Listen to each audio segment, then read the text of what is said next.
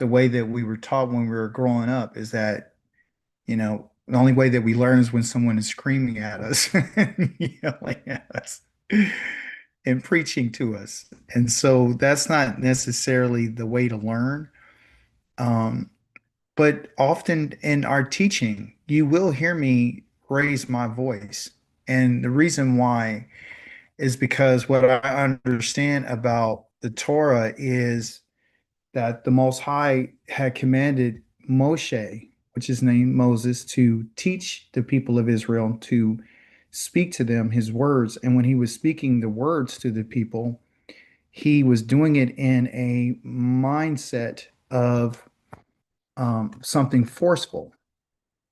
And the reason why it was forceful and it wasn't gentle, it wasn't something that's very passive, because sometimes passivity gives you the wrong idea about who you are serving, okay? And who you want to serve and who you are involved with. And so we want to make sure that we understand the seriousness about who we're dealing with, okay? And that can happen through our teaching. When the Most High says that I'm going to kill you, right? It's something for something that you've done. He's not saying it lightly. He's literally telling you, I'm going to kill you. And you and I might feel offended by that, right? Because it's a threat. But it's not necessarily a threat from him. It's an actual promise.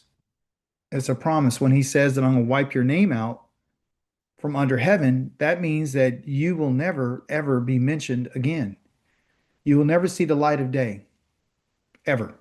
You'll never see it. So we have to be careful, even in our teaching, right?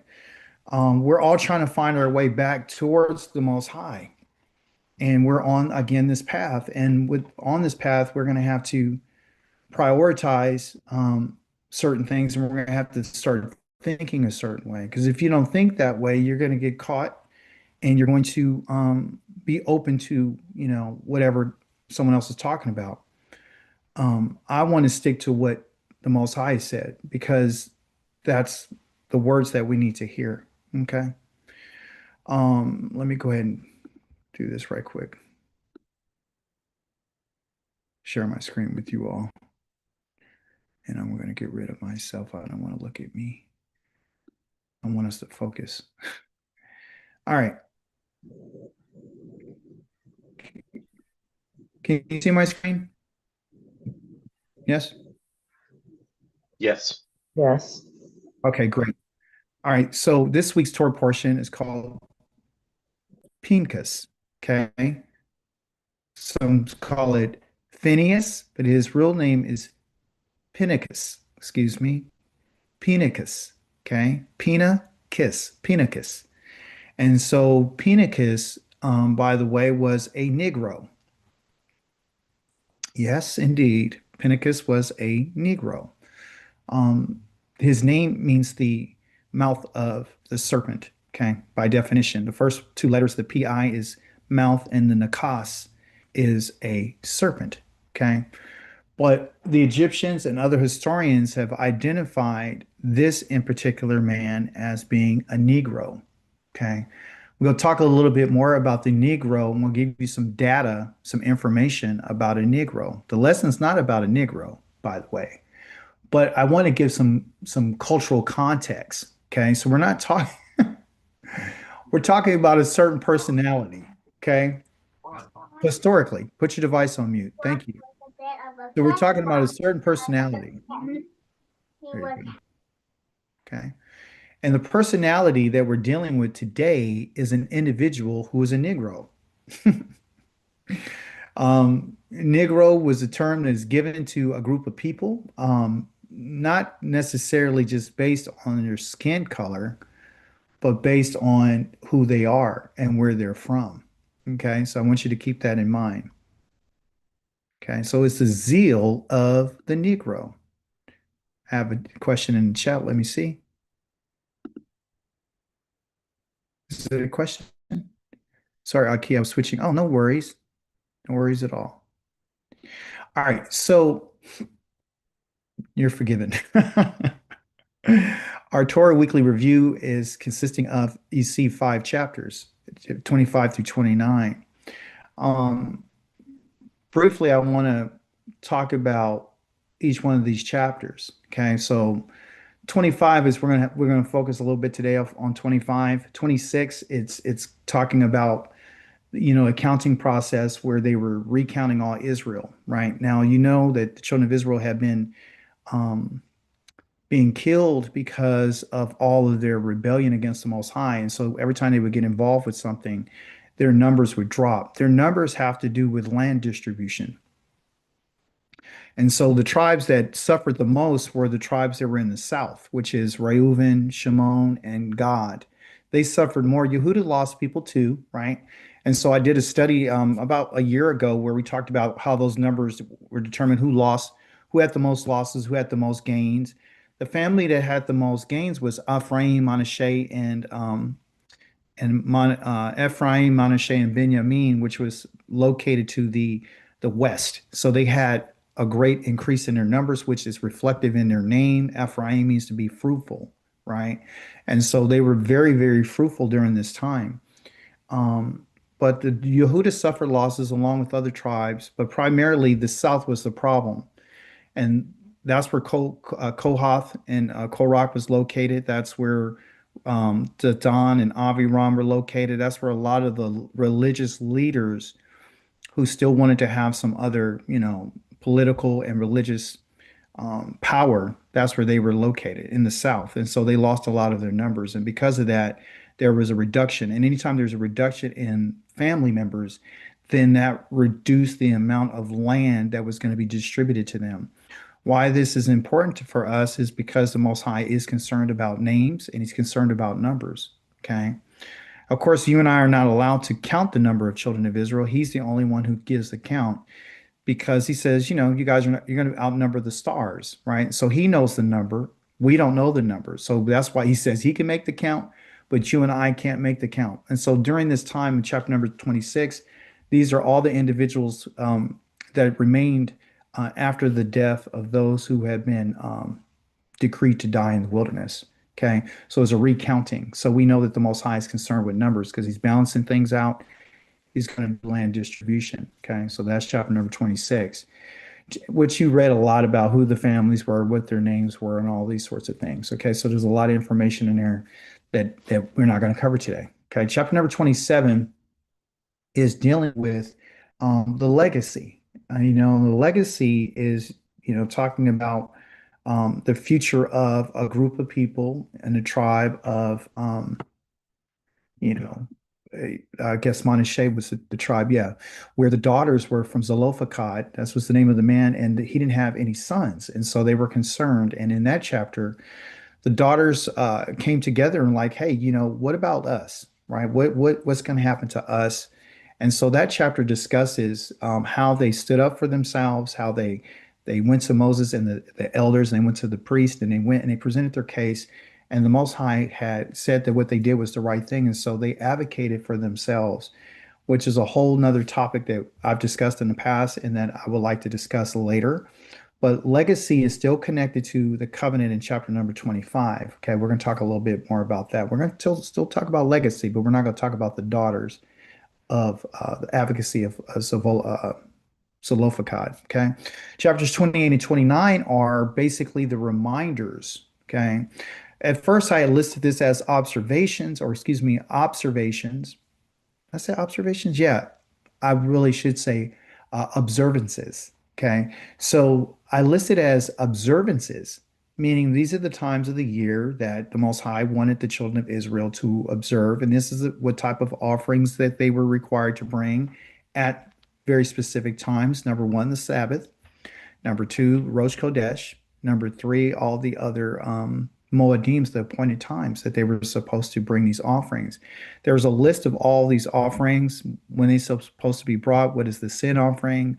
Who's supposed to bring it, the drink offering, the wine, the strong liquor, all these other things. So it's a lot of details in there. If you ever want to find out are the things that we supposed to be reminded about. Now, the purpose of the feast and the offerings and appointed times were to be reminders to the children of Israel about what Yah has done for them. So he's not arbitrarily asking for offerings just because he just wants an offering, like the New Testament would teach. They had to do offerings all the time, and it was just offering, blood being shed. It was no purpose, blah, blah, blah. It never helped anybody. No, it was basically focused on what the Most High has done. So he tells them just quickly around how they were supposed to bring the lamb offering to the Most High 2 times a day, which was once in the morning and once in the evening that reminded, he said, this should be according to what you did when you made the offerings at Mount Sinai. So those offerings on the Sabbath day and all the other days are reminders about what he's done for them, about bringing them out of Egypt and having the covenant. So the offerings are connected to the covenant. The appointed times are reminders about what the Most High has done. So, Pesach, Feast of Matzah, all these other appointed times and seasons that we are supposed to observe are just reminders to the children of Israel. And so those physical elements they had to have in order to do it. And like we've been talking about, you and I cannot properly keep these appointed times and seasons because we don't have what's required. We don't have the priesthood. We don't have the altar. Nothing's been sanctified. Nothing's been set apart. And so we're done with playing church. That's what we're done with. We're done with religion. Okay. We're not running around with a whole bunch of different outfits on and claiming to be something that we haven't been able to achieve. We're not saying that we're holy. We're not saying that. We're not going around claiming that we're blessed. We know, you almost made me say, we know, I'm trying to keep it light. We know that we're not blessed, right? Because the Most High said, I'll bless you when you're in the land, right? So you're not blessed. So people get offended by that, but that's true. A lot of people left the class because they got mad because I said that you're not blessed here. And so you're cursed. Okay. You have a curse on you. You're operating through the curses. In your left-hand side of the screen at the bottom, you have the Hebrew word lamad. And basically, lamad, again, you see that shepherd staff is to cause us to learn. That's what lamad means. It means to learn. It means to be guided and to be taught. Okay. And so that's the purpose of the Torah. So we're going to keep it light. We're going to keep it easy. And it's supposed to make sense because we are intelligent people. We are spiritual people, we are intellectual people, but we are intelligent people. Okay. And we are people who are thoughtful and we are people who are supposed to be wise and understanding and have knowledge. And so these are the reasons why I need to keep it light. Here is the conversation about the Negro. Yes, I see a hand up. I'll be able to answer your question. So, just a quick question. I know we're okay. I guess you did answer it, but if we're not blessed, right? Because Mhm. we're cursed. If we receive good things, what do Yes. we call that? Just rewards? Mercy. No, you call it Mercy, mercy. mercy. Thank you for help catching that, Michelle, because I supposed to have told you that because it's the mercy, everyone. So when you say someone say, hey, the Most High is blessing me, that's not true. What it is the Most High is showing mercy. So anything that you and I receive, like, okay, you woke up this morning, had a wonderful breakfast, hopefully, that's mercy. You have food in your stomach, that's mercy. You had clean water to drink, that's mercy. Those are all merciful things. The Most High is merciful and He's kind. That's what mercy is, to be kind and to be merciful. Okay.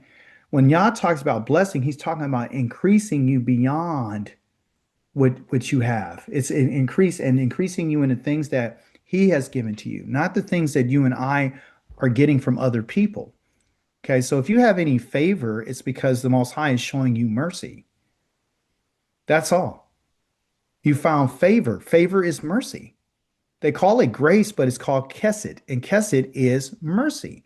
And mercy means a wall, right? A temp, a wall.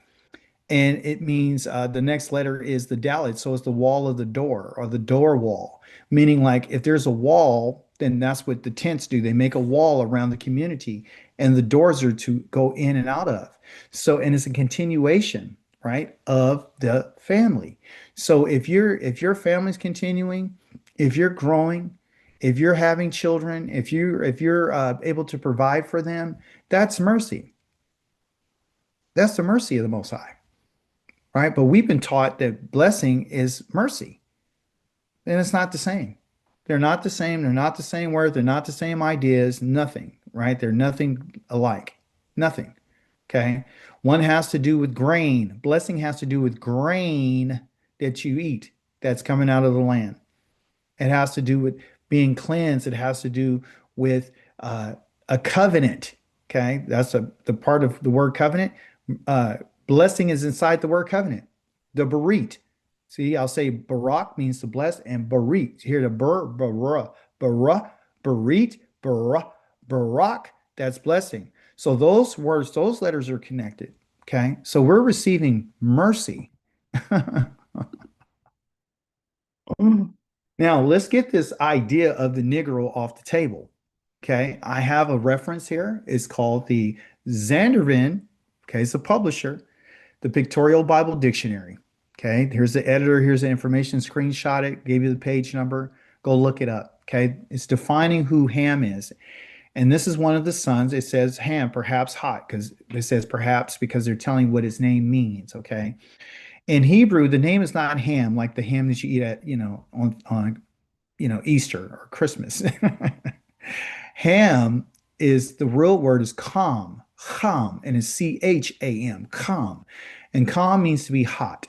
And the reason why they're calling him hot is because of the location in which he lives in. He lives in a very hot environment, okay, which in some known as Africa, but it's in that part of the world, okay, that part of the hemisphere. And it says it's the youngest son of Noah, right? Born probably about 96 years before the flood, and one of the 8 persons to live through the flood. He became the progenitor of the dark races. So Ham is the progenitor. He's the father of all the dark races. And it's going to tell you who the dark races are, but it's going to tell you not the Negroes. The Negroes are not part of the family of the Egyptians, the Ethiopians, the Libyans, and the Canaanites. And the reason for this is because in Genesis chapter number 10, verse number 6, it gives you the outline of who these families are. But it also talks about this in particular man and his son. Not all of his sons are cursed, just one of his sons is cursed. And his son is called bringing a curse upon Canaan because of the actions of the indecency of Ham, which he did. Okay. So here, Ham did something, and his son, his youngest son, got cursed because of it. So there's a group of people, primarily Europeans, that say that, well, because you're black, then you're cursed because the Bible says cursed is Canaan. And they think that black people, especially the Negro, is cursed from this perspective. Like we're always going to be cursed. That's why they don't have a problem enslaving you and a problem raping you and a problem knocking your teeth out your mouth. They don't have a problem with, not employing you and let you live outside and throwing you in jail and, doing whatever they need to do to you and keeping you oppressed because they already believe in their minds that you're cursed. And these are some of the lies that they've been telling. Okay. And this is the lie that you and I have been living with because inherently you felt this way. Because you're like, I'm black, so therefore I'm cursed. Ain't nothing working out for me because I'm black. The fact of the matter is, the curse only came upon this in particular son called Canaan, okay? And he's from the family of Ham, the Egyptians, the Ethiopians, the Libyans. These are all of his sons, okay? Some of the names that are not mentioned here, like for example, when you talk about the Egyptians, their names are not called the Egyptians. Their names are called the Mitzrayim. Okay, Mitzrayim. So the Most High said, I didn't bring you out of Egypt. I brought you out of Mitzrayim. Mitzrayim is a son of Ham. He's one of his sons. Okay. The Ethiopians, their names are not the Ethiopians. This is the name everyone else named them. Their name are the Cushites. Okay. And the Canaanites, they give you the Canaanites name, but they don't give you these other names. The Libyans, I forgot what their name is, but they're not telling you the truth. They're giving you misinformation so you can get off the scent. But my point is that the Negro, because remember Pincus is a Negro, he's a Negro full of zeal, okay? And if the Negro is not part, and he's part of the family of Noah, okay? So what family is the Negro from? Yes. Michelle. Yeah, I think, didn't the Libyans come from the land of Put? Yep, sure did. Thank you. Putim, yep. Pudim, excuse me. Yep, you're absolutely correct. So my question for everyone is if the Negroes are not part of Kham, because Kham is the progenitor of all these other dark races, then who's the Negro part of? Who's because he had three sons. So if he's not Ham or Kham, then and he's not Japheth was the European, that leaves you only with one other son, and that son is called the Shem. Shem. Okay. That's how you say it in English, Shem. His real name is Shem. Okay. And Shem is character. This actual word here means name. That's what Shem means in Hebrew. It means name. So the name is your character. It's who you are. Okay. That's what he is. Shem is name. Okay. That's what it means in Hebrew. So the family of the Negroes are from this family. They're from the Shemitic line. When they talk about Shem, they're talking about the Semite or the Shemite. You know how they say you're anti-Semitic? You know? So if you're anti-Semitic, then that means you're anti-Shem. And so you and I are Semitic. Okay? You're Afro-Asiatic. You are a Semitic. You're from the Semitic families. The Iranians are Semitic. The authentic Iranians are Semitic, right? A whole bunch of other people are from the Semitic line. But I just wanted to bring this out so you have a reference to share with individuals who question whether or not you are cursed because you're a Canaanite. Now, last week we learned that the Most High said, I'm not going to allow anybody to curse you, right? So no man can curse you, right? You and I are not a cursed people. Listen to me. You and I are under a curse that's attached to the covenant. I hope you understand that. You're just living under a curse. That curse can be removed once it's played out, once it's finished, because it has a certain time frame on it. Once he's finished, the Most High is not going to allow you to be cursed. You're just living underneath it. And guess who's the one who initiated it and who caused it to happen? Our ancestors, which of course we know that it's us. We're the ones who initiated. We're the ones who sparked it because it was a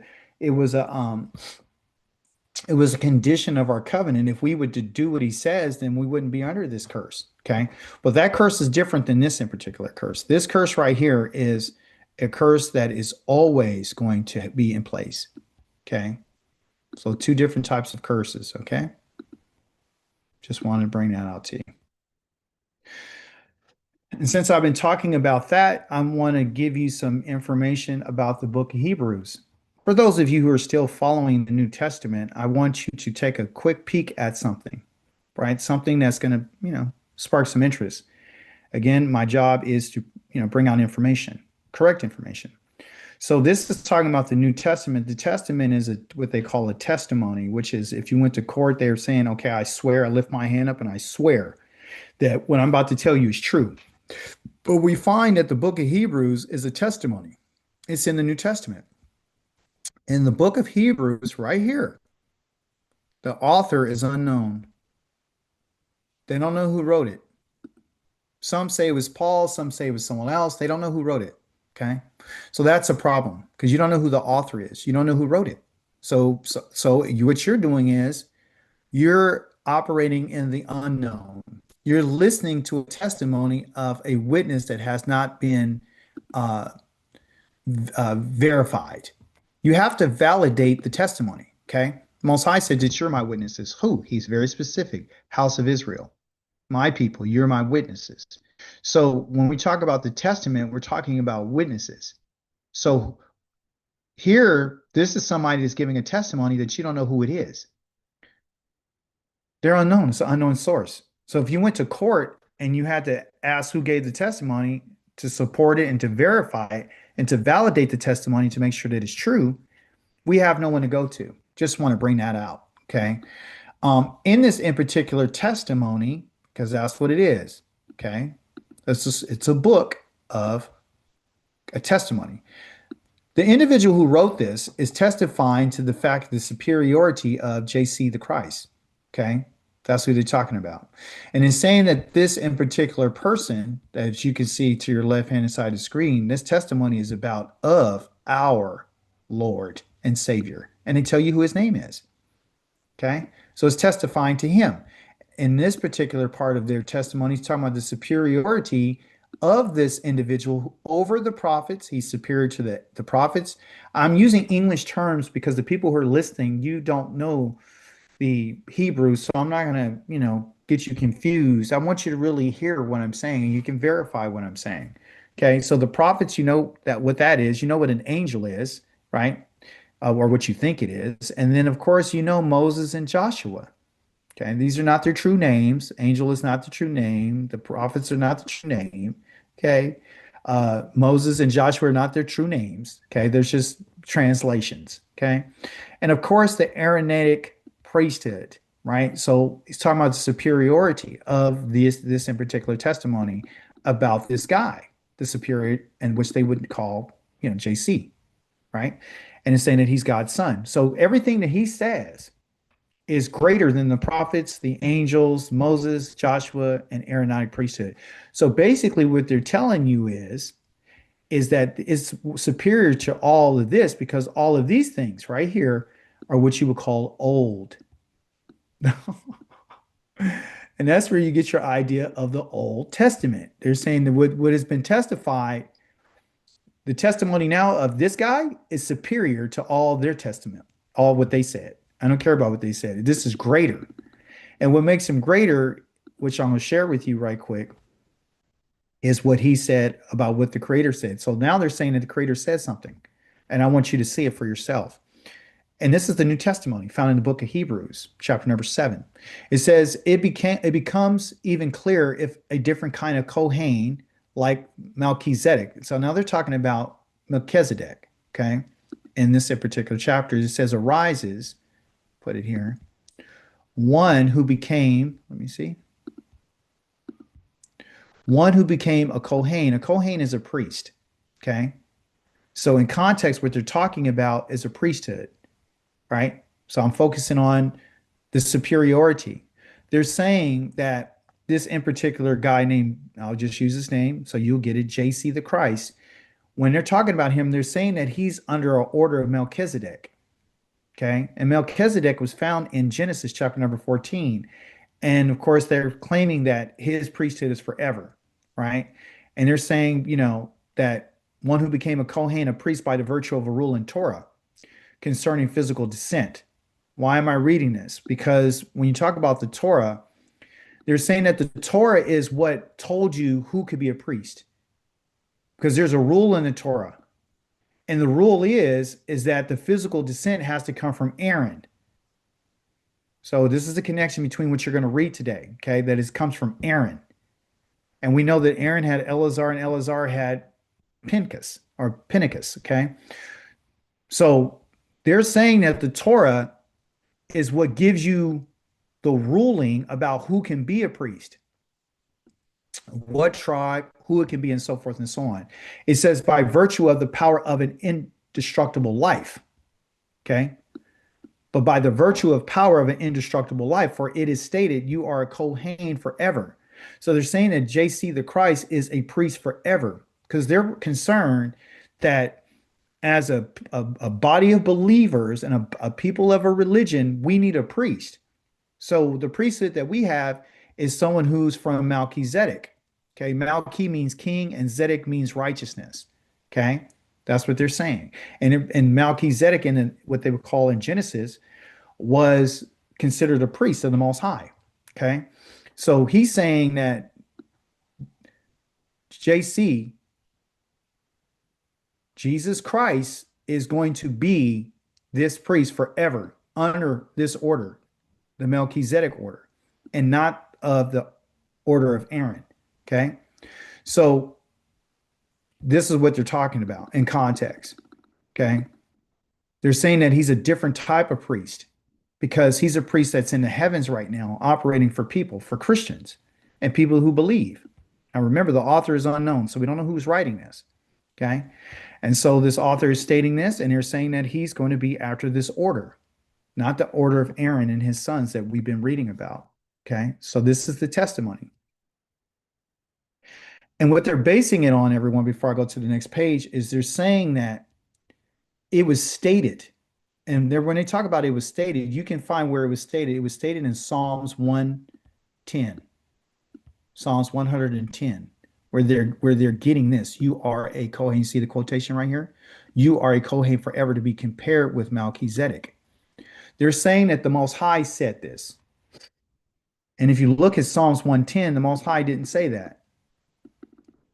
He didn't say that. Okay. He didn't say, yes, Kel. I'm just trying to understand how did Melchizedek, how did he become? They're saying that he became a Kohen not because of his bloodline, but because of his virtue and power. Yeah, well, they're saying that he was a priest. He doesn't have a mother and he doesn't have a father. But what they're failing to tell you is that the Melchizedek is a priest that showed up to Abraham and while he came out of a war, and he gave Abraham a blessing. Okay, so the first time he's ever mentioned is Melchizedek, and Melchizedek or Melchizedek is from the city of Jerusalem, called the city of Shalem, right? And so, but the city of Jerusalem, before it was called Yerushalayim, it was called Yavusi. And Yavusi is one of the lands of the Canaanite.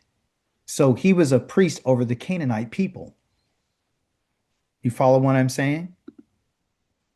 Melchizedek was a priest, and he was a priest of what they call Shalem. If you look it up in Genesis chapter number 14, it says he was the priest of Shalem. Okay? Shalem. Okay. And so Shalem means peace or to be, complete. Okay. So, but before it was called Jerusalem, okay, or Yerushalayim, it was called Yavusi. Yuvi Uvusi. It's called a Yavusi, and a Yavusi is from the land of the Canaanites. So he was a priest of the Canaanites. And they're not telling you that. They're just telling you he doesn't have a mother, he doesn't have a father, because they're not mentioned. But when you read the script, when you read the text, not everybody's mother and father is mentioned, right? So they're making a clear, assumption. Okay. So when you continue to read, it says, thus on the one hand, the earlier rule talking about the Torah is set aside because of its weakness. So they're saying the rule of the Torah is weak, and the reason why it's weak and is inefficacy, meaning that it's weak, is because the people are dying, like Aaron and his sons and Pinchas and Eleazar, they all died. So what the Christians are looking for is they're looking for, in their order, they're looking for a priest who doesn't die. So they'll always have someone who can intercede on their behalf. They don't have to worry about an offering anymore because the offering's already taken care of. This is important for us to understand because this is misinformation that's been given to our people. And at one time, you and I were given this information. Okay. So it says, for the Torah did not bring anything to the goal. And what he's talking about here, the goal is to an indestructible life. And that means that there won't be any more death, which we know that's not true. Okay. It says, and on the other hand, a hope of something better is introduced, which they would call the New Testament, because it's a better covenant, right? Through which we are drawing near to God. They're drawing near to God through this new way. Something better, which they would call the new, something is introduced. What's being introduced is a priesthood that's of the order of Melchizedek. What is being introduced is a priest who comes not from the tribe of Aaron or the Levites, but he's coming from the tribe of Judah, from their assumptions. So it says, what is more is God swore an oath. I'm just using the terms that are there because I'm not going to put Yahweh's name in here. What is more is that God swore an oath. Now, this is the part when I want us to focus on. When it talks about God swore an oath, in context, he's talking about Melchizedek, saying that you are going to be according to the order of Melchizedek. That's what he's saying. They're saying that he swore an oath when it was said in Psalms 110 that you are a Kohen forever. You're a priest forever. They're saying that was something that was, an oath to be compared with Melchizedek. That you're not Melchizedek, but you're going to be compared to Melchizedek. Okay. And so that is the oath that they're talking, that they said God swore when they said he spoke in Psalms 110. Okay. So it's based on the oath. And then they follow up and said no oath was sworn in connection with those who become Kohanim now. And that question for us is that true? And the answer is no, it's not true. Because our study this week told us that the Most High did swear an oath. He did. He did swear an oath. And we're going to go over the oath that he swore to a priest of Levite, which contradicts what is written here. It says, but Yeshua, which they would call JC the Christ, became a priest by the oath, talking about was mentioned in Psalms 110. You are a Kohen after the order of Melchizedek, okay, to be compared with him, which God swore when he said to him, the Lord has sworn and will not change his mind. You are a Kohen forever. You see? So the question is this true? Anyone want to give a little 2 cents before we go on? Yeah, I think he was talking to uh David. I mean, it Yes. wasn't He talking. was. Yes, he was talking to David. And a matter of fact, it was written by a Levite that wrote it to David. Okay. So I wish I would have been able to spend more time. We will in the future, but I only bring this up because what's being mentioned, everyone. I'm not here to just run you through scriptures to tell you what I believe.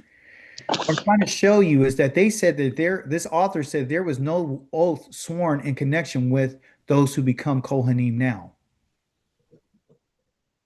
Right? So let's see if that's true. That's the point of me bringing out the New Testament, the testimony. Okay. Here's the testimony now in your Torah portion. Before you go any further, this is important for us to listen. Okay. Put your device on mute, Dave. Thank you. So how happy the person who listens to me, who watches daily at my gate and waits outside my doors. This was something that you're supposed to read during this week when you were studying Mishlei, which are Proverbs, to tell you that this is wisdom speaking. She's saying that if you listen to her and you're watching daily at her gates and you wait outside her doors, you're going to be a happy person, right? For he who finds me finds life and obtains favor, just like a man who finds a wife finds favor with Yah, finds mercy. Okay, so you're finding mercy, not finding blessing, you're finding mercy. Okay, but he who misses me harms himself. That's no mercy.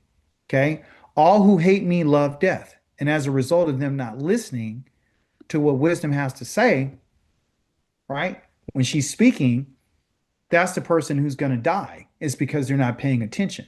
Okay. And she's not talking about you're going to go to you're just going to die physically. What she's saying is you will never exist again. That's what we're talking about. We're talking about your life, your real life. Okay. Your eternal life that you already have. You're an eternal people. But if you don't listen and you don't learn how to guard yourself, then you're going to be off. Okay. You're not going to make it. That's what it is. Okay. Because everyone dies. So she's not talking about that death. So as you notice in my picture here, it says that it has to do with frequency. And in your Torah this week, it says something about Pinchas, right? Pinchas, it said, the son of Eleazar, the son of Aharon the Kohen, has deflected my anger from the people of Israel by being as zealous as I am so that I don't destroy them in my own zeal. Okay. I have here at the bottom of your screen, I'm going to kind of pull it up, go a little bit quicker, is that in the Hebrew, it talks about he has the same identical zeal that I have. And the zeal that we're talking about is this word called kana, okay? Quana or kana. Depends on how you want to say it, okay? And it has these 2 letters right here that you can see.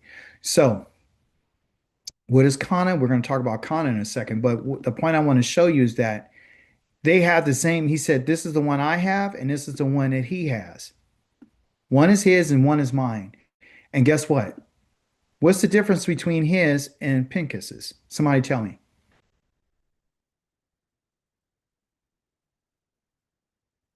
What's the difference between these letters?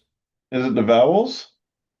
Well, yeah, you got that, but we're not talking about, I'm just dealing with the letters. Do you see any difference between Yahweh's and Pinchas's? Do you see any difference between the letters?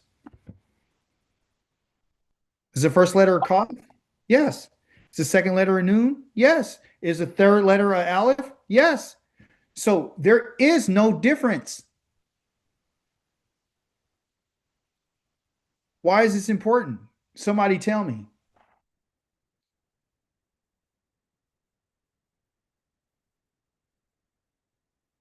The frequency. Thank you. Is saying that if you and I are going to be pleasing to Yah, I'm gonna try to keep it down. If we're going to be pleasing to Yah, we have to operate on the same frequency. What he did was something that was identical to what the Most High would have done. Now, the Most High had previously killed 24,000 people. Now, he just killed 2 people.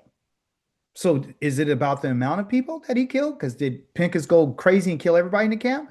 No, he killed the individuals that he killed. So his zeal was identical to the Most High. So what that is telling us is that he was on the same frequency. So what is the Most High asking of you?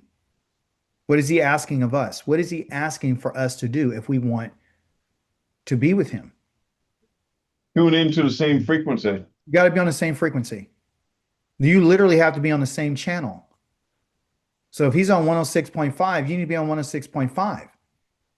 If the Most High is on, that you're unclean, you need to be unclean. You can't be on the frequency when you feel like it and switch off and then go back on. Right? We do that. We do change. I change the channel sometimes. I'm not going to sit here and lie and say I'm on his frequency all the time. What I'm saying is the individuals that are going to be zealous for the Most High have to be on the same frequency. That's the whole point. And that's what we're talking about. So if you and I are not on the same frequency, it's not just about the letters that are being used here. That tells us, it helps us identify what's going on. There's a frequency that you have to be on. Okay. So do your best to try to stay on that frequency. You being on the Torah keeps you on the same frequency. When you and I are reading the same things, we're on the same frequency. When we're getting the understanding, right? We're on the same frequency. When we're all eating what he's prescribed, we're on the same frequency. When you show up to the Shabbat, you're on the same frequency. When you're not working, the frequency, your body is emitting off rest. He knows who's working, who's not. He knows what you're speaking because your words are frequency. You understand? He knows who's wearing linen, who's wearing mixed garments because the frequency, it all has frequencies. Colors have frequency. Okay. So this is what we have not been told. Okay. So that's what he did. He stood on that. He said, I'm giving him a covenant of shalom, making a covenant with him and his descendants after him that the office of Kohen will be theirs for how long? Come on, somebody. How long did he said that they're going to be in the office of Kohen? Forever. Okay, so he said it's forever, and the author of the New Testament that nobody knows said that Christ is going to be forever, and that he did not swear any covenant to anyone, then that's a lie. The Most High said, I'm giving him my covenant of shalom. How long? Forever. This is because he was zealous. He was on what? He was on the same. Somebody tell me. He was on the same frequency. He was on the same frequency. So you and I should not expect to receive anything from Yah unless you and I are on the same frequency. And on behalf of his power, he was on the same frequency on my behalf of his power, his Elohim, and made an atonement for the people of Israel. So it also tells us, listen to me carefully, that the Most High wanted to make atonement.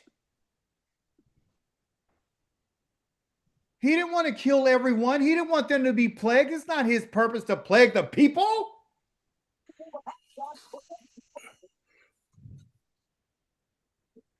He made atonement for the people of Israel. He executed the zealousness, the same frequency, and he made atonement, bringing everybody back into the right frequency. That's what atonement is.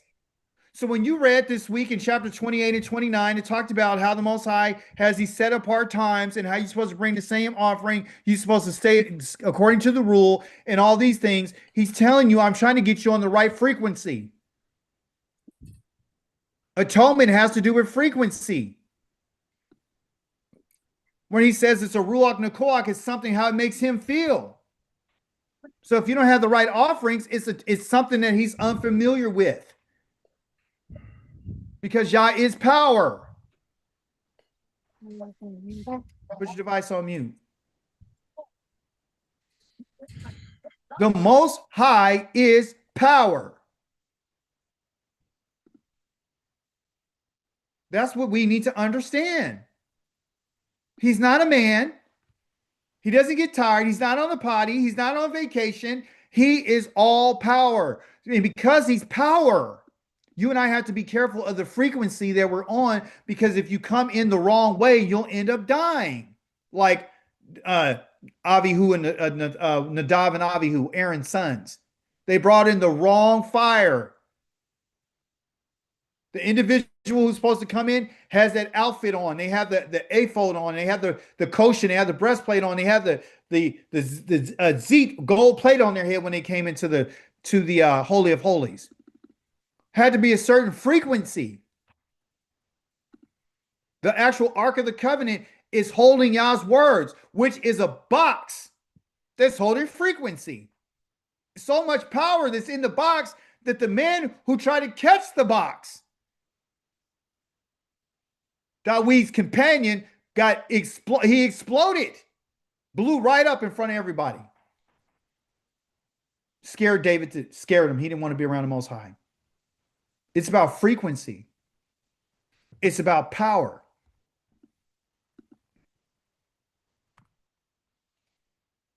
Now, the Hebrew thought, everyone, is about kana, okay? Kana means to, in which you have for being jealous or being zealous. This is the agricultural ideas. These are the Hebrew thoughts, okay? I got the letters up here to Kof and Anum, which we talk about. I tell you what those words, actually those letters mean with gathering, preparation, seed, offspring. Look at the pictures, okay? Okay, kana means to acquire. It means a nest, and it means possession. Okay, it's connected to a bird, and it's connected to a nest. It's connected to what the bird has to do in order to provide for the seed, which in this case, it would be their little chicklings or their little eggs or whatever it is, so they can continue. As you see in these photos, it's the job of the mother and the job of the father to provide a way in order to protect the family. So therefore, there's these ideas. They have to acquire things. They have to acquire materials. They have to build. Okay. Nature, as I told you, has a way of teaching us. Okay. Right. So what we have here is this idea of persistence, revolutions, and protection. Underneath each one of these headings right here, the persistence is that the idea behind building or providing a place of protection for the offspring that's coming, one is going to have to take a certain course of action in order to make that happen. In spite of the difficulties and despite whatever may be the case, everything is not going to be perfect. When you're building, everything is not going to be perfect. That's why you need to have persistence. Okay. You have to obtain the resources that you need. You have to build what you need in order to have a place for your family. Okay. The idea of revolutions is what you see in this picture is a nest. Okay. And in this nest, it's a circular motion. It's not a box. Okay. The individual who made this is a bird. Okay. They made it. They constructed it. The Most High didn't make it for them. They made it themselves. Okay. So you can look at that picture and you can see the circular motion of all the branches and all the materials that were used in order to create this space. Okay. So the revolutions right there, the sun has revolutions that go around the earth. The moon, it has its revolutions. The stars, they go around, they go in a circle. The appointed times that he talks about in chapters number 28 and 29 are circles. Torah portions are circles. Life has cycles, is circles. So you and I should be able to understand through nature if a bird knows how to create this and knows how to get the materials, and it's been given to them, they have instructions, they know what to do at the time they need to do it. And if they don't do it, then they're not going to live. So how is a bird able to know that I have to build this nest? I have to obtain the resources. I have to build. I have to, in spite of the obstacles, in spite of where it's at, in spite of all the threats that surround me, I have to make this happen. They're doing what they need to do. Why? Because they're interested in protecting. Protection is found in the idea of this nest is not just out in the open, it's hidden. It's a sacred space. It's hidden. Only the person or the individual or the bird that made it knows where it's at. Doesn't go and tell everybody I live over here. Come share your everything with me. Come share with me and my family the food that I provide for them. They don't do that. They don't go get a worm and then go fly somewhere else to someone else's house and drop it off.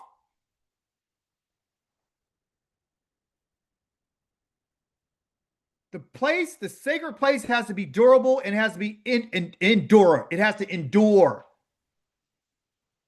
Okay? And of course, it has to be comfortable.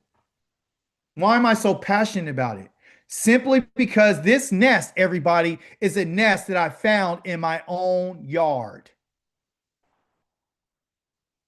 I decided to go outside and cut down a bush that's been bothering me. It's like it's all over the place. It has some dead bushes. It has the dead branches. It's all messed up. So I'm like, okay, let me just trim it. I've been trimming and everything. And I was like, you know what?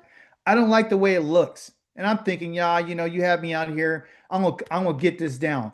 As I'm cutting away all the branches, I discover this. And I was like, oh my goodness, it's too late now. I've already cut so much off of it's exposed and I got all the branches. It's just sitting up there now. If I would have seen it prior, I would have never cut down the bush. I wouldn't, I'm being honest. So the first thing I did was I thought about the Torah. Matter of fact, what you see in the screen here is a leaf. That's not a hole in the nest. This is not a hole. This is a leaf.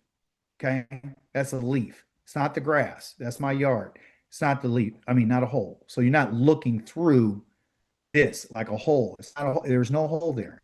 Everything was perfectly made in a circle. Everything, as you can see, even around the edges. Okay, the inside material is different than the outside of the material. Okay, so look at the ingenuity. Look at the craftsmanship. Look at it. Okay, and understand something. So when I pulled this out, I had my gloves and first thing I looked for, everyone, before I took off the nest, I looked above it and I pulled down the branch and I said, is there any eggs in it? Because I don't want to mess with it. I don't want to mess with the family. I want to leave it here. And then I wouldn't have touched it. But guess what? There was no eggs there. So I was very thankful. Okay. So when I brought this out, I said, man, this is right in line with our lesson. So I have to bring it. I have to share it with you. Okay. So what the Most High is showing us, the ideas that you see right here, persistence, revolution, and protection, is from what I saw. That's what I saw. I understood. And I only understood that because I'm involved in nature. I'm involved in being outside and seeing what the Most High has made. So Kana has to do with all those other ideas that we just mentioned, but it's really about continuity, support, and survival. That's what it's about. And when I'm talking about continuity, what I'm talking about is the covenantal relationship that we have with the Most High.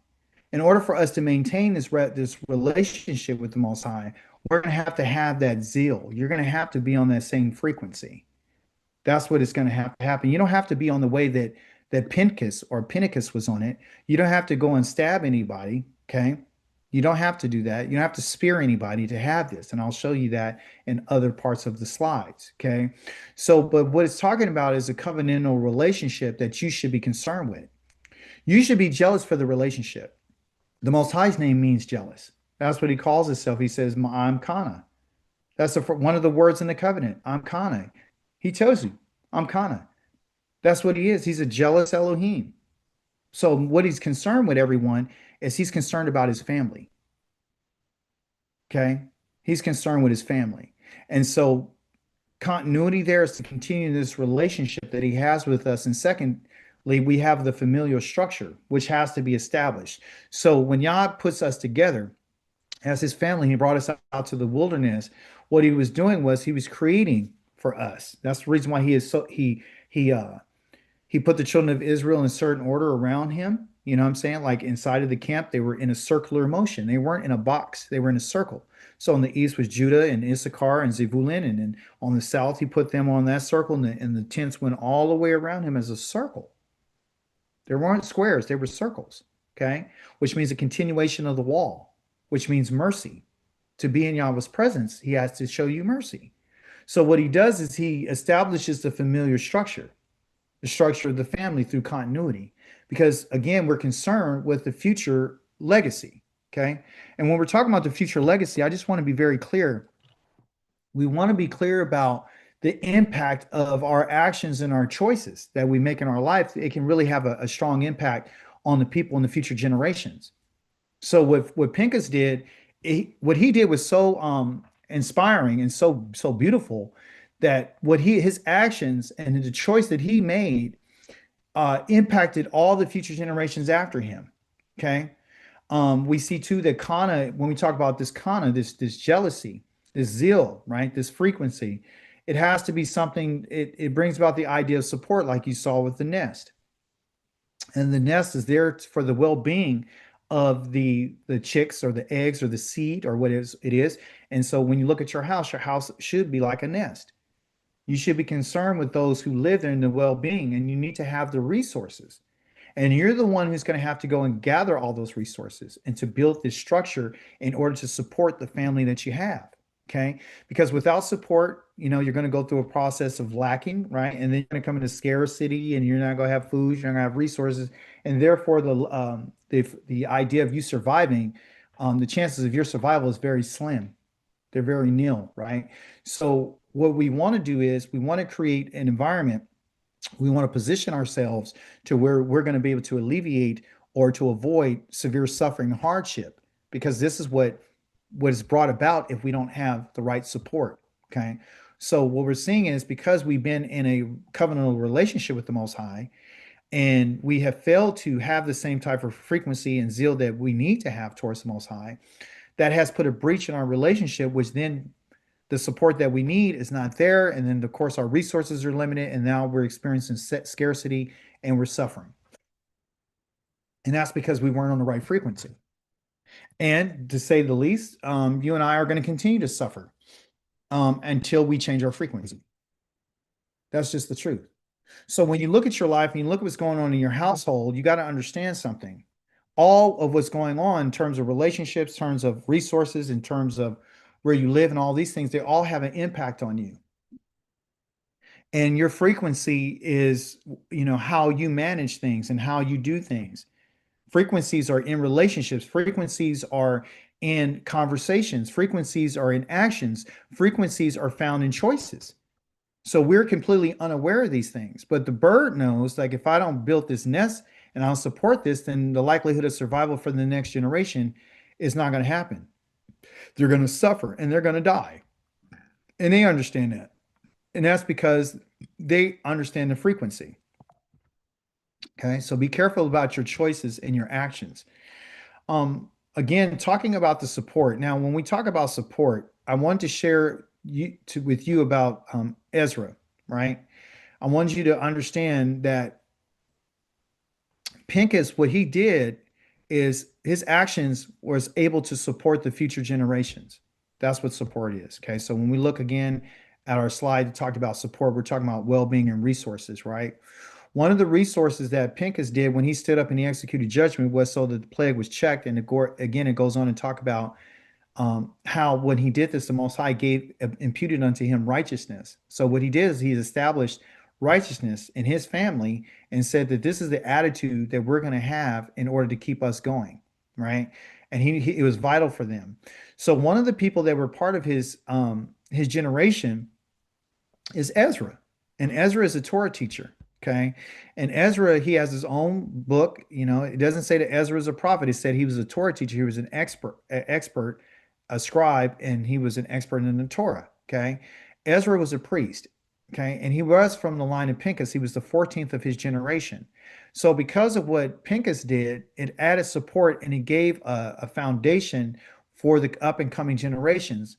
And not only just for Ezra and his family, but in terms of the exiles and the people that needed to be taught. So here you see that Ezra, he has set his heart on studying and practicing the Torah of Yahweh and teaching Israel the laws and the rulings. That right there, so he can be supportive to the nation of Israel. So your zeal that you have is not beneficial just for you. It's not given to you. Just your frequency that you need to be on is not just for you, it's for others. Just like when Pinchas did what he did, is spared the remaining people, 24,000 people that died, but he made an atonement for the people. And then righteousness was established towards him because of his active deed. He was taking a life versus his life being taken. So when you look at the New Testament, they said righteousness was attained by Jesus Christ because he gave his life, and therefore he obtained righteousness when they killed him and he was innocent. Pinchas killed someone who was guilty, and righteousness was imputed to him forever and his family. See? So he had an impact on his family, and it impacted his family so much that you get down to Ezra, and Ezra had a different mindset. His zeal was not to just take a spear and kill anyone. His zeal was, we need to go back to the land and reestablish Yahweh's ways. His zeal was going and talking to the king and letting him know what he needed to do for his Elohim. So here it says that he set his heart on studying and practicing the Torah. You and I can learn from this. Okay, we can learn that our zeal can be connected. Our frequency is through our studying and our practicing of the Torah, the instructions of Yahweh and the teaching about his laws and his rulings. Okay, it doesn't say that you and I are going to be able to perform them 100%. It says that you need to study them and understand what you can do and what you can't do. Understand what you're capable of doing. Understand, is it the right place to do it? Understand, where is it supposed to be done? Understanding how it's supposed to be done. Understand who's supposed to be doing it. That's studying, and that's practicing and understanding that. Okay. You're not trying to be religious. This was a way of life for them. Okay. So he was beneficial and supportive to the exiles. It says, Yahweh, Elohim of Israel, you're just, right? We have been left a surviving remnant that has escaped, as it is the case in this day. And so in that in particular chapter, he's giving out a prayer to the Most High, and he's saying, hey, you spared us. You've shown mercy to us, to the remnant, right?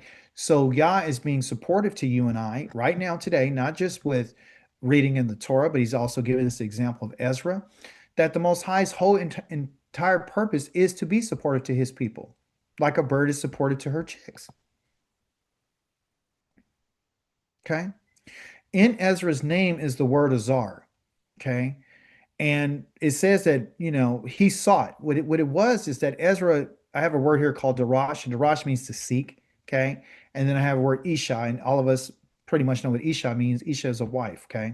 I'm going to explain a little bit what's going on. So Azar, Ezra's name comes from the word Azar. Okay. And Ezra's name is feminine, right? And Azar means to help, support, and be of assistance.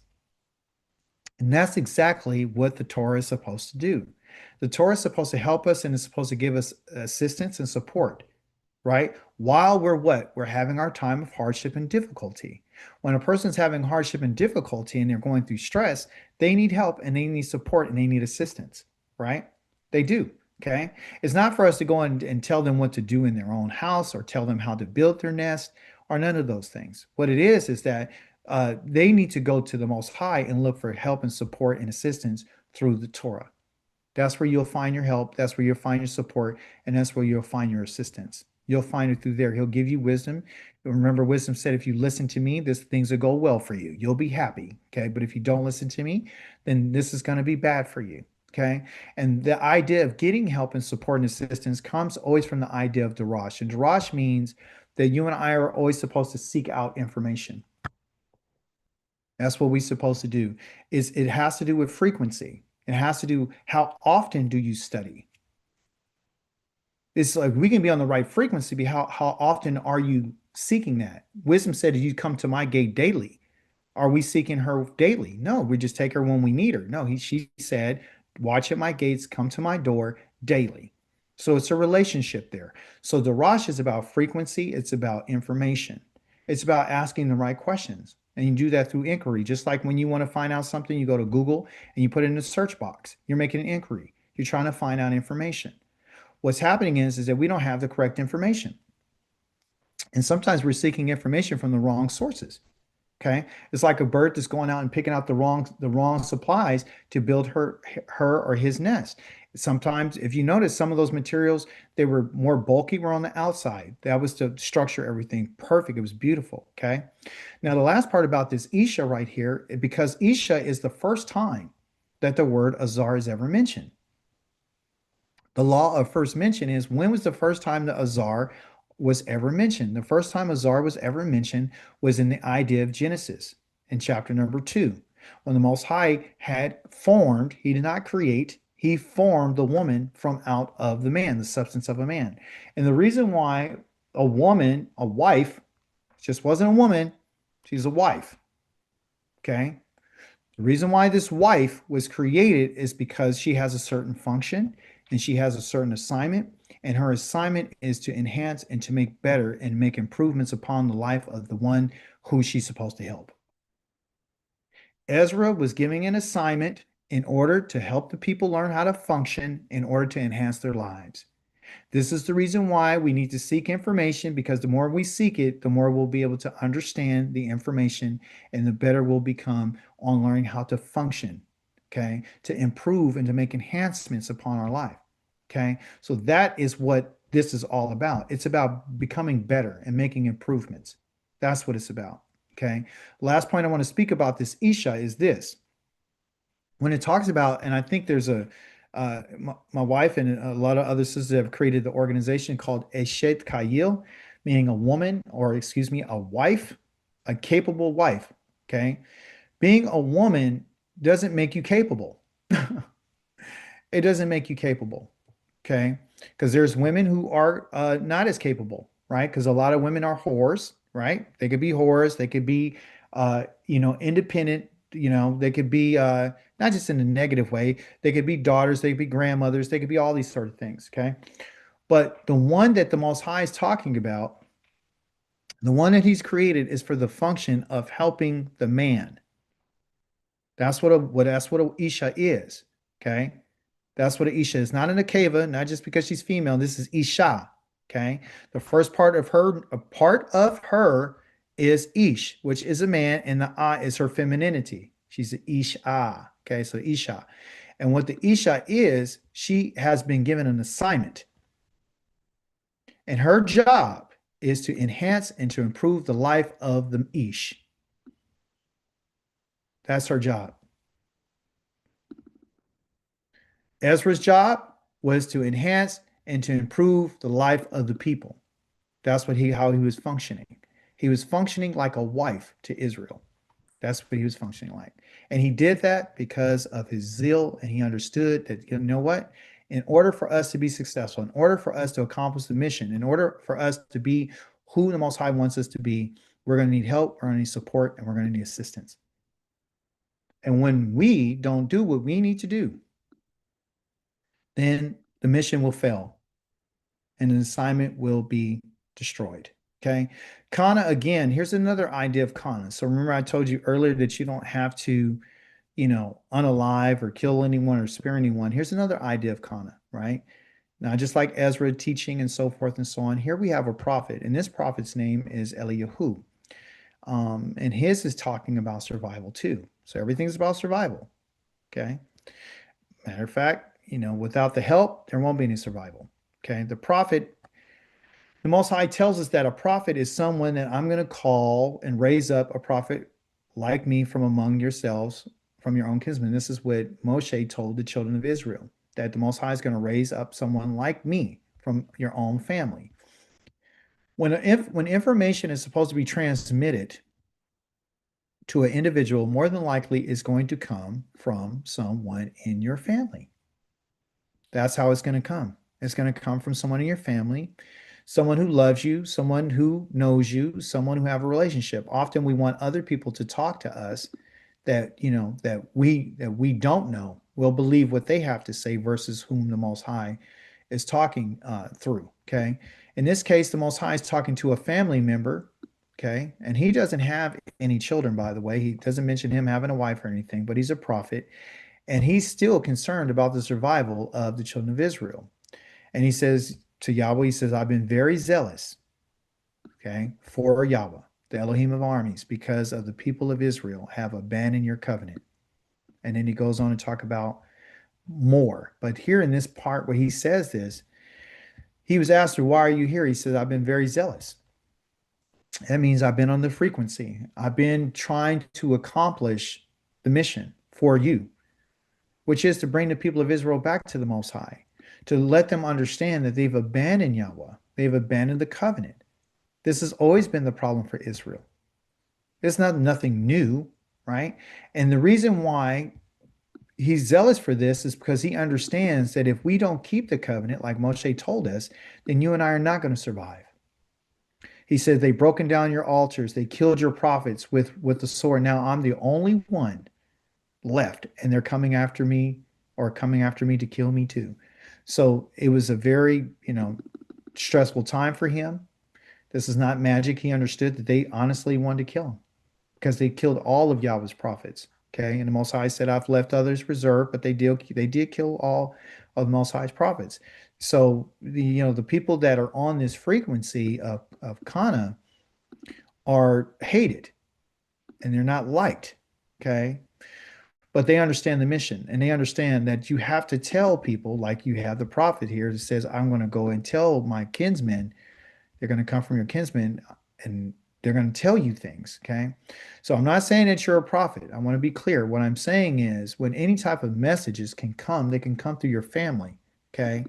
And your family is the one who's supposed to be able to, reason with you and tell you what it is. And that's what your job is too. Like if you have a family member that you love and care about, you share with them, if you feel the need to share with them, and just tell them, I love you. And who are you supposed to hear from? We used to eat together. We used to drink together. We used to party together. We barbecue and everything together. So why all of a sudden I tell you the truth, you don't want to listen to it. In closing, I want to share with you this idea about what Eliyahu had experienced in Kana, okay, about his zeal. It's like, number one, when he went to go talk to the people, he was telling them that he asked them a question, well, how long are you going to be, divided between two opinions?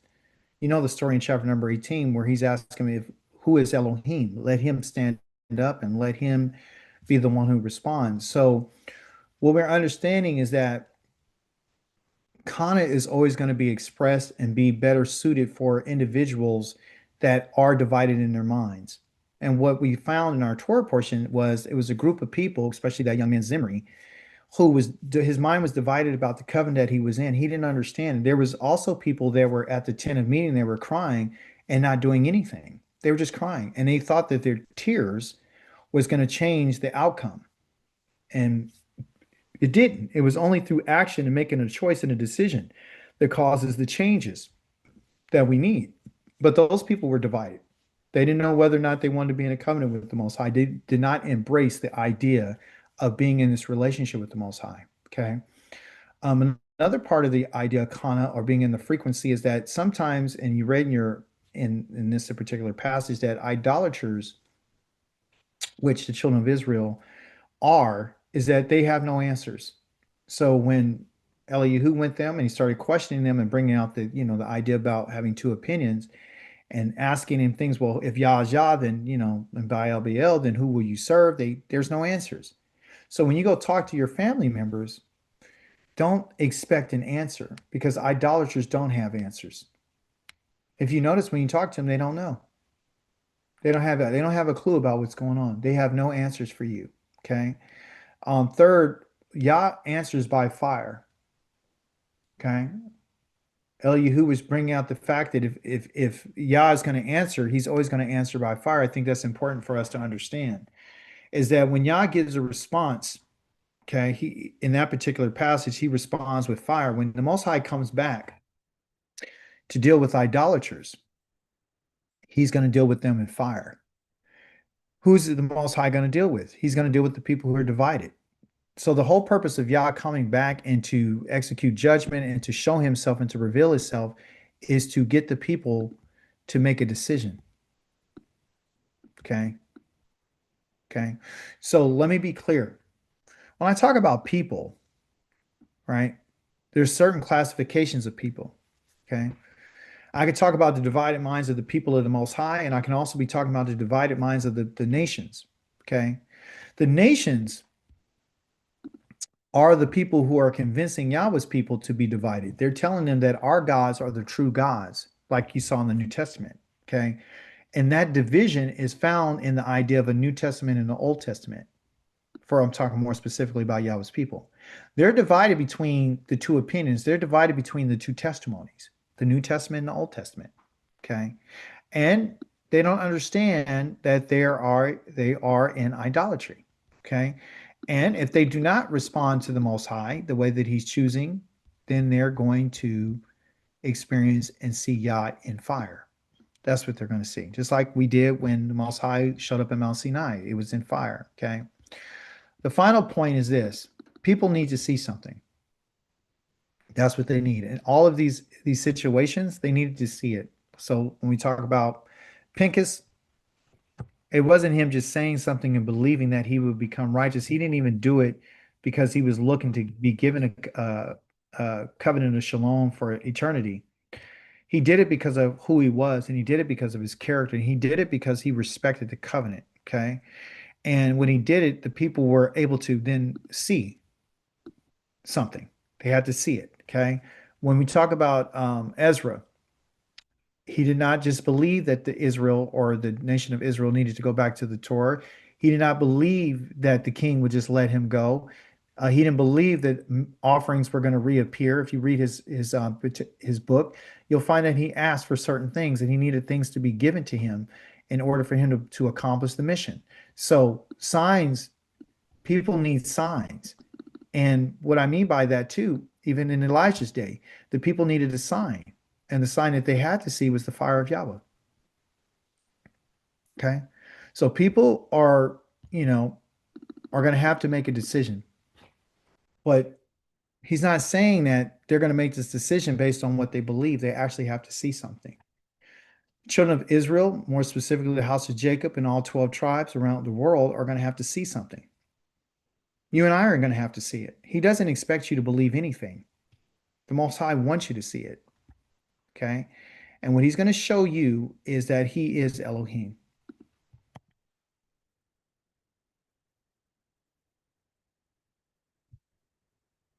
I know that was a little brief lesson there, but sometimes they don't have to be long, just straight to the point.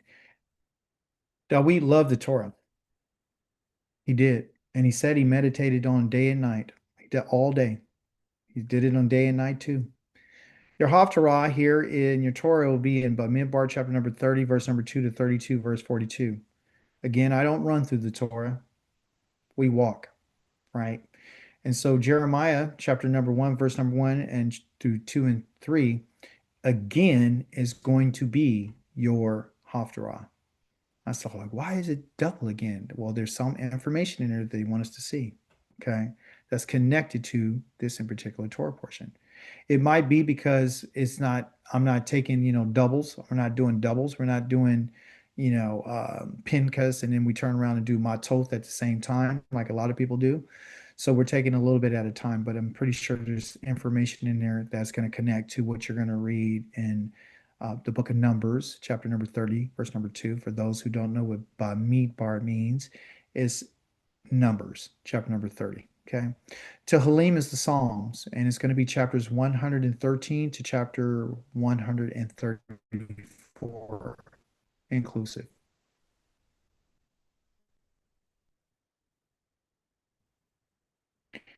Any questions before we go into our cahoots?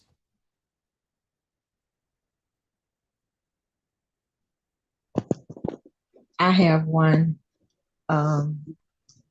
Someone mentioned at the beginning, when things go good for us, is it a blessing? and you said it was mercy. So I'm Yes. thinking on the other side of the coin, when things go bad, is that just the curse magnified? I'm trying to figure it out. Yeah. Okay. So right now, right? So our understanding of what's good and what's bad, or what's helpful. Mhm, Okay. So right now, everything for me, I like to think that everything is good, right? mhm. Because I'm eating, everything's fine, I'm not sick, all Right. these sorts of. But there are other things that are going on in my life that are not as what I would say, known. There's other things that I'm experiencing as we speak that Mhm, is not so apparent. You can't see it.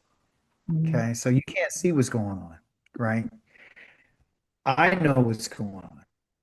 mhm, There's things in my life right now that I know that I'm under a curse. I know it. So how do I explain that? How do I deal with that? You know, right? Is it mercy? Yeah, it is. I look at it this way. Even when I'm not doing so well and things are not going the way that I want them to go, mhm, I still see it as mercy. I still see it as mercy. Even when I'm going through the curses mhm, that I'm experiencing, is still mercy. Because even though I feel that way or I'm experiencing that, I can still see that silver lining of why I'm going through it. And the reason why is because I know why I'm going through it. mhm. And that right there is mercy. Me not knowing why is different than me knowing why. So I see that silver lining of mercy even through my trouble. Mhm. You see? So I look at it differently. I look at my curse, my curses and as a people, right? So we're doing all well, we're looking good. Things look good. Mhm. But as a nation of people, we are cursed. We are doing really, really bad. You know, Mhm. we can't get along. We're not being supported. Our resources are limited. I'm talking nationally, right? Mhm. How we're disconnected. People don't understand the dynamics of relationships because, we've been contaminated with another Western mind. It's a whole bunch of stuff. So what appears to be good, it's not necessarily good. What appears to be functional. Oh, okay. Here's my answer. In the Hebrew, it says, and I have to remember, says that what you're doing right now, okay? He Mhm. says, Lota assume, what you're doing now, right? Go call us share. Everything that you're doing, right? This day that we're doing, anaknu, whatever we're doing, that we're Mhm. osim, that we're doing on this day is right in our own eyes. Hmm. So how we see it, we anaknu, osim, what we're doing, we think it's right. But Mhm. Moshe says, when you get back to your land or you go into the land, you and I will never do what you're doing right now. So on the surface, it appears that we're doing fine. It appears that we're doing the right thing. It appears that we're locking step. But I'm of the mind that that's not true because I'm seeing through the Torah that we are far away from that which is righteous and what's good. What I'm seeing in families is that they're not functioning. Mhm. They're not functioning the way that Yah says. For as a nation, Mhm. I'm seeing that marriages are not functioning the way that Yah wants them to function. Mhm. I'm seeing children are not doing what the Most High wants them to do. They're not going to be the way that they are now. I'm seeing celebrations that are not done the way they're supposed to be done, Mhm. according to the Most High. So Mhm. those curses are real, but still to be able to identify and to recognize it is the mercy. He can give you Okay. mercy through your curse. Mhm. Okay. All right. Yeah. You see, and that gets me through it. I don't know about you guys, but that's what gets me through it. Oh, thank you, Chapman. Shabbat shalom. Yes, Thank you. yes, you're welcome. Kel? Yeah, hey Akika, I didn't know if we want to talk about this before or after the Kahoot, but I did want to see if you had time to expand upon your idea of coming from See? rebuilding from one seed. Yeah. Yeah. Oh, absolutely. Yeah, great. I've been thinking about you, and I got a scripture, but let's get to the class because um, everyone probably has other things that they're going to be doing. I have a podcast that I'm going to be doing, and then I want to be able to answer your questions. So let's go through this right quick and praise Yah for the Kahoots. It's a great learning tool. It helps keep you sharp. People ask you questions, biblical questions, and you know exactly how to answer them, and it just makes you so sharp. So we need to praise Yah for that opportunity.